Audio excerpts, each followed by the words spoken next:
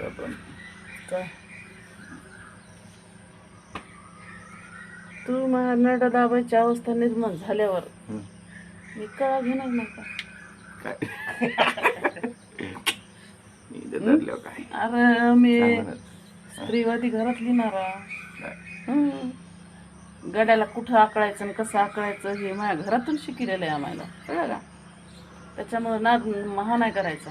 गड्याला अगोदर शिकलेलं काय कसं मारायचं बायकोला.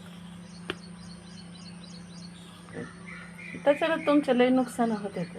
हो ना, मग त्याच्यामुळे तर मार वाटत ना तुला.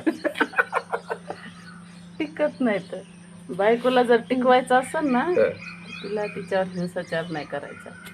ती गोडीनं बी काटा काढीत असती आणि एकानं बिन गुळानं बी काढत असती. त्याच्या गोडीनं काढा तर तीच